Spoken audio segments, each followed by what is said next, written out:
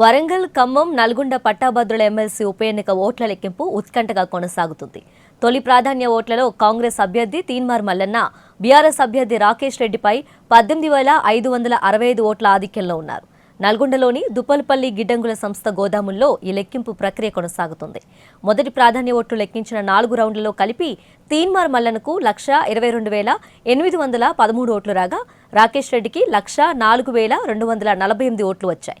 BJP మద్దతిచ్చిన అభ్యర్థి గుజ్జల ప్రేమేందర్ రెడ్డి 43,313 ఓట్లతో మూడో స్థానంలో, స్వతంత్ర అభ్యర్థి అశోక్ గౌడ్ 29,697 ఓట్లతో నాలుగో స్థానంలో ఉన్నారు.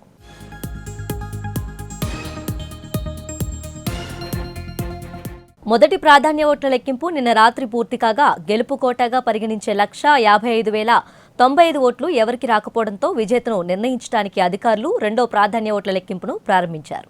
గెలుపు కోసం తీన్మార్ మల్లన్నకు 32,282 ఓట్లు, రాకేష్ రెడ్డికి 50,847 ఓట్లు రావాలి. ఇవాళ మధ్యాహ్నంలోపు ఎమ్మెల్సీ ఫలితం వెలువడే అవకాశం ఉంది.